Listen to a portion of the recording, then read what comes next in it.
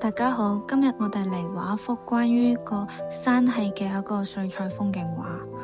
首先我哋喺天空嗰度游上一陣清水，喺趁佢濕嘅時候，我哋加入一啲彩霞嘅顏色，例如黃色、紅色、橙色。然後我哋畫一畫在山上俾光線照過嘅位置，用返紅色同埋橙色，加入少量嘅黃色，順住山脈嘅走向，再用清水油化下個邊緣，準備畫暗嘅地方。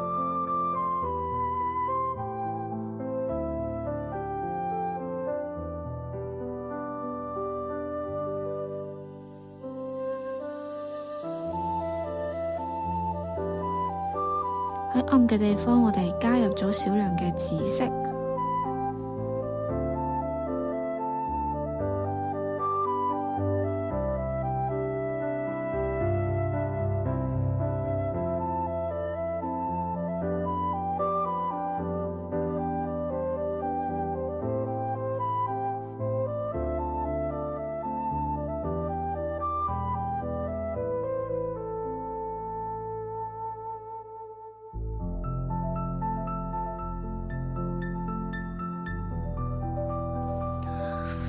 可以用筆尖去勾勒返一啲暗嘅位置，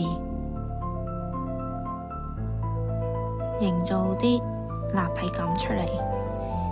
都同樣可以用筆尖去增加一啲山上嘅細節，例如山紋。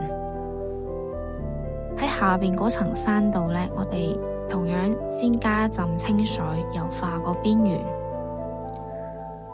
加入紫色，順住個山紋畫過去，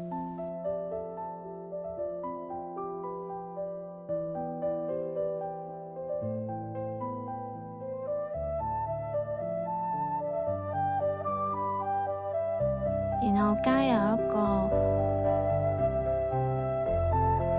綠色，接住上面嗰個紫色，融合埋一齊。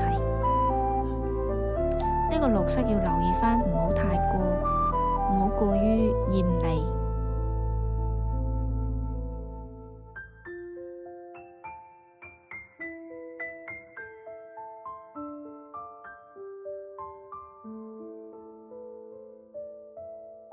同樣都係順住個山紋畫落去，避開下邊啲樹叢。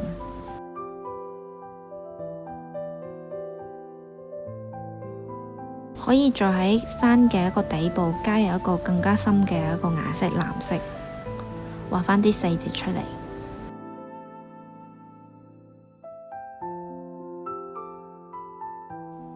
如果係畫得過深嘅地方，我哋可以用紙巾輕輕咁樣吸一吸啲深色嘅位置。下面啲樹叢先揀一個黃綠少少嘅顏色，或者係一個青綠色，畫返佢整體嘅顏色出嚟先。然之後趁佢濕嘅時候，融入返暗嘅顏色。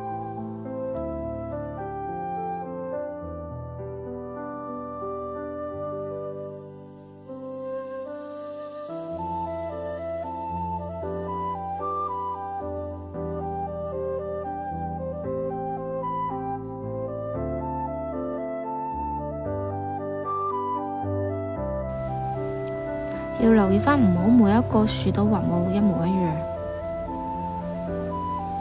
喺下邊嗰層，因為有部分係受光源照到比較黃啲嘅，所以我用咗一個黃綠色。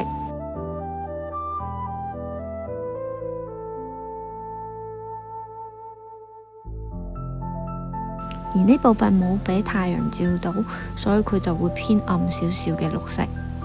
咁同樣有啲地方黃啲，就代表係俾太陽照得比較多。有黃色加入就會令呢個層次嘅顏色比較豐富多變。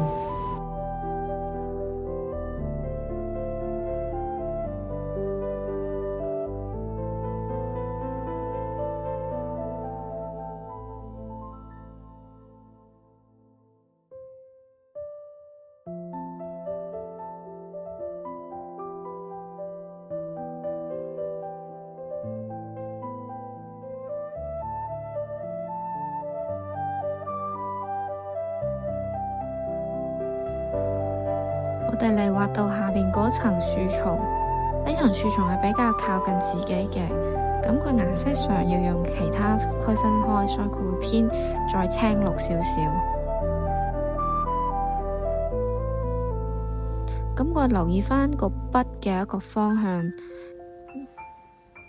類似打圈圈咁嘅形式，係表達一個樹一個樹。喺中間嗰層乾咗嘅地方，我哋可以用噴壺噴上少量嘅清水，會畫返啲細節出嚟。同樣係輕輕點同埋打圈圈嘅形式。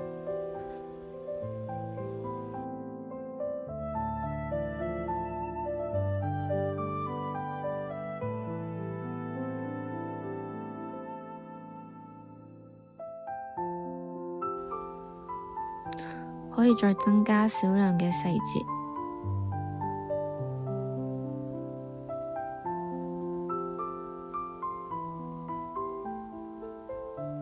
喺下邊嗰層樹叢，我哋可以再加入一個新嘅顏色。嚟到呢個階段，我哋已經係調整嘅階段。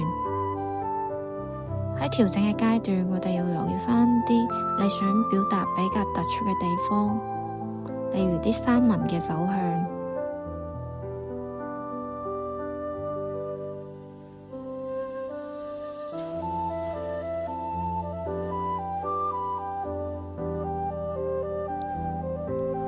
補充返啲細節，咁就大致上完成啦。大家嚟試下啦〜